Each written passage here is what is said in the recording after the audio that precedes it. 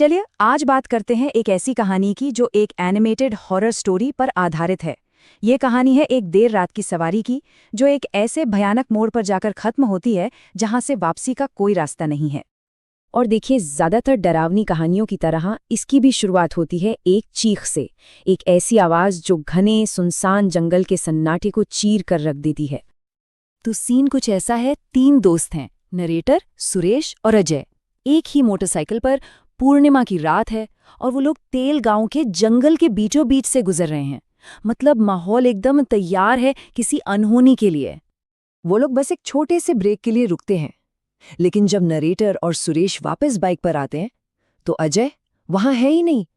बस यूं ही पलक झपकते ही उस घने अंधेरे में कहीं गायब हो गया।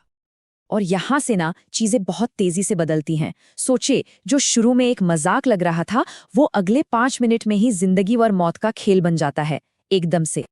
तो अब वो दोनों अजय की धीमी पड़ती चीखों और जमीन पर घसीटे जाने के निशानों का पीछा करते हुए पहुंचते हैं एक ऐसी जगह जो जंगल के बीचों बीच हो ही नहीं सकती। मतलब बिल्कुल अजीब। अब सुरेश तो डर से कांप रहा है। उसे पक्का यकीन है कि भाई ये किसी चुड़ैल या डायन का ही घर है।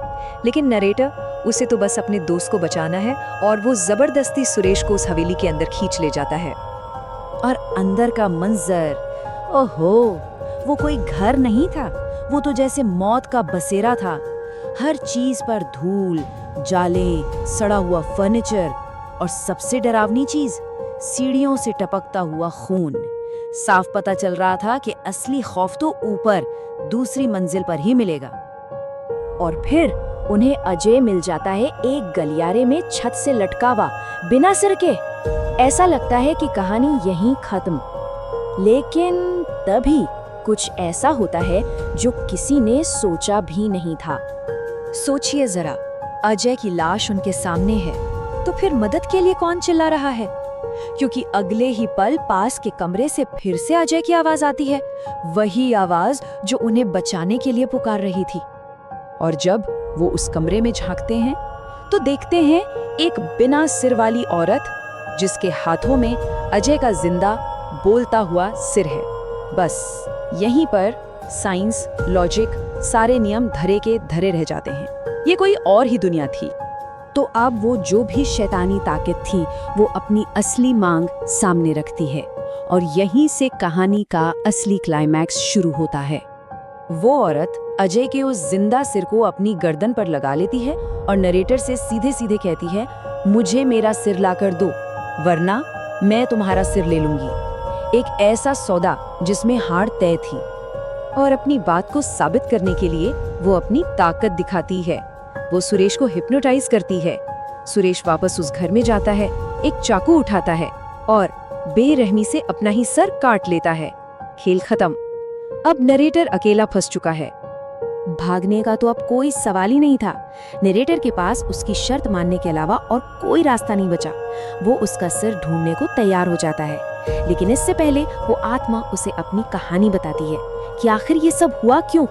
तो कहानी ये थी कि कुछ नशे में धुत लड़कों ने उसके घर पर हमला किया था।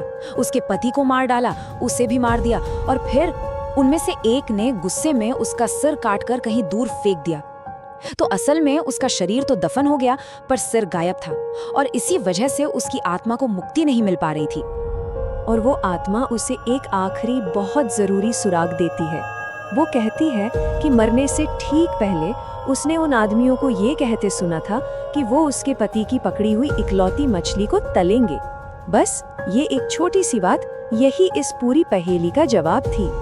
तो बस इसी एक सुराग के सहारे नरेटर अब उस सिर को ढूंढने और इस खौफनाक रात को हमेशा के लिए खत्म करने की कोशिश में जुट जाता है। अब देखिए नरेटर का दिमाग कैसे चलता है। वो सोचता है, उन्हें एक मछली मिली थी और चाहिए होगी, तो वो कहाँ गए होंगे? जाहिर है घर के पीछे वाले तालाब में। फिर वो अंदाजा लगाता है कि कातिल कहाँ खड़ा होगा और वहां से एक नारियल फेंकता है दूरी नापने के लिए, और फिर तालाब में उतरकर उसी 5 मीटर के दायरे में खोजना शुरू कर देता है। 2 घंटे की मशक्कत के बाद कीचड़ में फंसी वो खोपड़ी उसे मिल ही जाती है। इसके बाद वो उसके शरीर के अवशेषों को निकालता है और खोपड़ी के साथ रखकर अंतिम संस्कार कर देता है।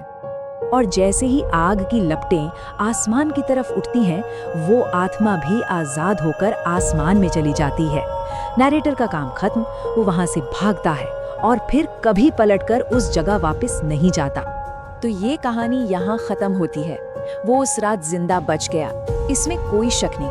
लेकिन एक सवाल है, क्या कोई इंसान ऐसे खौफनाक मंजर को देखने के बाद अपनी बाकी की जिंदगी में कभी सच में उससे उभर पाता है? ये सोचने वाली बात है।